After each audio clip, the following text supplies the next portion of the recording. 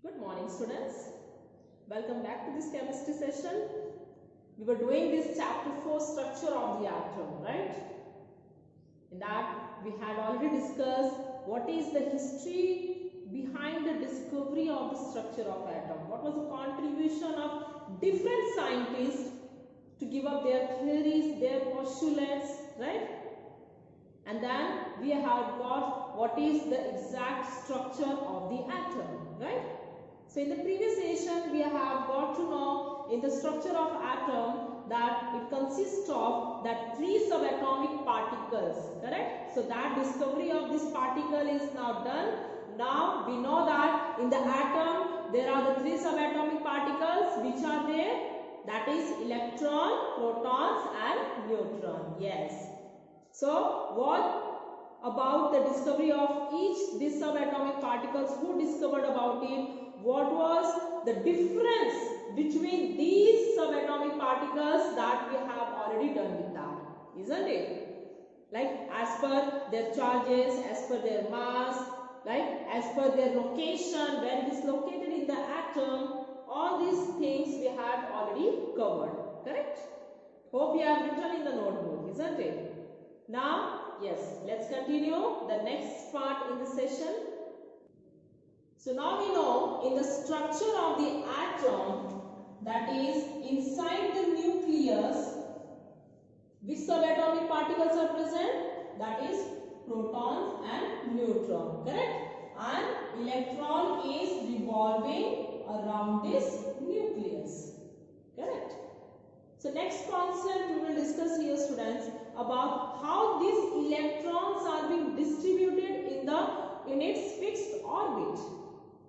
Well, it is excluded, but yes, we should know, we should have the knowledge about it, because based on this, the next concepts are dependent.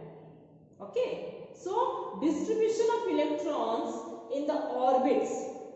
For that, we have to know that how many means what we are calling this orbit, students. So as you know that these orbits are known as the energy levels. Okay, so around this nucleus, that electrons revolve in a fixed energy level, in the fixed orbit. Clear? So as we have done in the Bohr's atomic model, that first orbit, second orbit, third orbit, fourth orbit, correct? How we name it? Like K shell, L shell, M or N shell and so on, like that, isn't it? So each orbit is like any number of electrons can be accommodated? No. There is the fixed number of electrons are placed in this orbit. Okay. And how we will comes to know about it? By using the formula, that is 2n square. Okay. Where n represent what? It represents what is the number of shell, the number of orbit. So let's find out in each orbit how many electrons can be accommodated, correct? So suppose if I am talking about that the number of shells here, right? Okay. Number of shells and then how many number of electrons will be there. So suppose I am talking about the first shell. First shell, or I can also say like K shell, correct? So I am using this formula 2n square. So 2n square means in the place of n I am taking 1. So it will be then 2 into 1 square. And when I just calculate it, I will get the answer 2. That means in this first orbit, how many electrons can be there? 2 electrons. Clear? Then in the next orbit, the next shell, that is the second shell, okay? And what we call this shell? That is L shell, right? To find this, what we'll do? In this formula 2n square, in the place of n, I will write 2. So it will be 2 square, correct? Square of 2, 4, 4 2s are 8. So that means in the second orbit, how many electrons can be there? 8 electrons, right? Similarly, then third energy level, third orbit. What is the third orbit called? That is M shell. So in this M shell, again in the same formula, if I will just substitute, the value of n is what now? 3, because this is what? N. Okay, so 2 into 3 square, square of 3, 9, 9 twos are 18. Means in the third orbit there can be 18 electrons. Fine? And in the fourth orbit, which we call N shell, then yes, do it. Find it out. 2n square means 2 into 4 square. Square of 4 is 16. 16 twos are 32. That means in the fourth orbit there can be 32 electrons. So students, this number of electrons in each orbit is fixed. Okay. And is it like in all the elements the number of orbit is completely filled? Means as per like if I am talking about the first orbit 2 electrons, second orbit 8 electrons. Is it there for all the elements? No. So here we can find out that how many electrons will be there in a last orbit after distributing the electrons in the previous orbits. For example, I'll just rub this.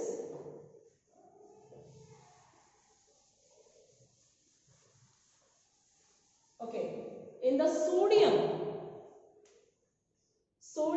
atomic number is 11. Fine.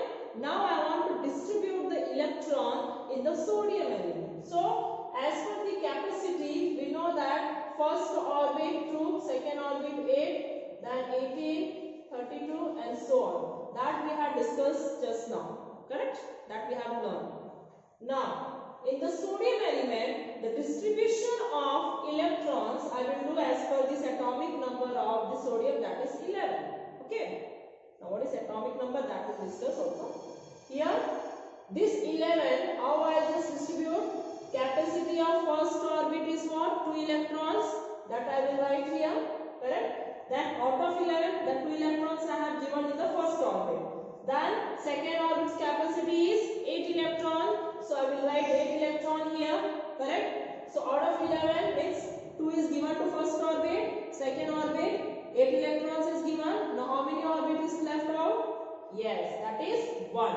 Correct? So in the last orbit there will be 1 electron. So this way we are distributing the electrons in the orbit.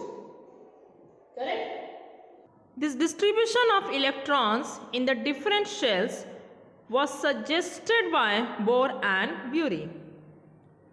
The following are the rules for filling electrons in the different shells, students, that we had seen just now. Right? The maximum number of electrons in a shell is given by the formula, that is 2n square. You know that, right? Where n is what? N is the number of the shell, 1, 2, 3, etc. Correct? So by this formula, we had seen that how to calculate the number of electrons in each orbit, right? You are substituting the value of n in this formula as per the number of orbit. If we are finding the number of electron in first orbit, first shell, so in the place of n we write 1, right? And then when you calculate, you will get 2 electrons in the first orbit. Then in second shell, which is also known as L shell, in that we have seen that in the place of n we are writing 2. Okay, and then when you calculate this, we will get 8 electrons, right? As per like third shell, which is known as M shell, you know that how to calculate, and we have got 18 electrons. Similarly, that fourth shell or N shell, where while calculating this by using the formula 2n square, we have got 32 electrons, and this will be continued like students, and so on, right? So the maximum number of electrons that can be filled in the outermost shell is 8. And yes students, electron cannot be filled in a shell unless the inner shells are filled, right? So this we have seen. Here is the composition of the atoms of the first 18 elements, students. That what is the name of the elements, their symbol, correct? Atomic number, what are the subatomic particles, their numberings, proton, neutron and electrons, and how the electron being distributed in different orbits. Clear? Here that hydrogen, if you see, which is we are denoting with the symbol capital H, its atomic number is 1. That means the number of proton is 1. Here it doesn't have the number of neutron, because as we know here that the number of neutron, we can say here this neutrons are present in the nucleus of all atoms except hydrogen. Okay, so here in the hydrogen there is a number of proton 1, and as per the number of electron, that is also 1. So it will present in the first orbit only. Okay, because it contains only 1 electron. So in the first orbit there will be 1 electron. Okay, then coming to helium, it is represented by the symbol He. Its atomic number is 2. That means the number of proton is 2. Okay, what is the atomic number, students? That we can say the number of proton or number of electron present in the atom, that is called its atomic number. So here the number of proton is 2, so means its number of electron is also 2, and the electron we are distributing, so first orbit's capacity is the 2 electrons, so that means its orbit is completely filled. Okay, then lithium, as it is, okay, before that, as it is the number 2 means it is obtaining what? That is a duplet state, because the 2 electron which is the filled orbit, electrons in the orbit, so it is forming duplet. Okay, so it is stable now. Then lithium, you will observe that is the symbol is Li. Okay, atomic number is 3. So as the atomic number is 3 means we can say the number of proton is 3. Okay, or the number of electron is also 3. Now this electron, how we are distributing? The first orbit capacity is 2 electrons. So the 2 is given to first orbit, and the remaining electron will go to the next orbit. So what is left? 1. That is going to the second orbit. Clear? So likewise, if you will observe the remaining elements, their atomic numbers and the electrons, so their distributions you will observe it is going on in the same manner. Alright. So same way, the atomic structure of the first 18 elements, if we will observe, that is given like hydrogen, as we know it contains only 1 electron. So 1 electron will be occupying the first orbit. Then next is helium, 2 electrons.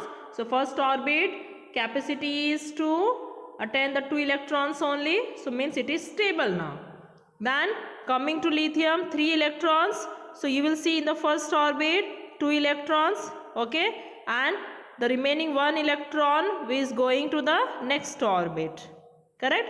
Then if you go to the beryllium, that is the atomic number is 4. Of the beryllium, if you see, atomic number is 4. That means the number of electron is also 4. So here 2 electron goes to first orbit, and remaining 2 electron will be in the second orbit. So that can be represented in the structural form. That is the first orbit, you can show these 2 electrons. Okay, it is represented in the form of this dot. Okay, and in the second orbit also there is a 2 electrons. So total will be 4 electrons in the beryllium. Correct? Then next, boron, you will see the atomic number of the boron is what? That is 5.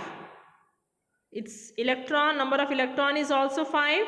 So it can be distributed in this form, like first orbit 2 electrons and second orbit 3 electrons. So the boron you will observe in the first orbit, it is represented by this dot, means that first orbit contains 2 electrons, and in the next orbit you will see this 3 electrons.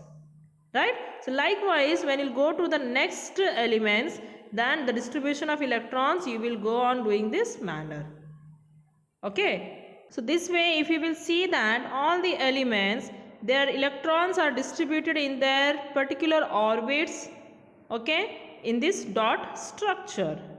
Fine. Well, this is given in your textbook also. It is just for the understanding purpose, students. Alright. So hope you have understood that how these electrons are distributed in their different shells. Clear? So just open the textbook and go through it once. Alright. And yes, we will understand, we will continue this in the next session. Okay, take care of yourself, students. Have a nice day.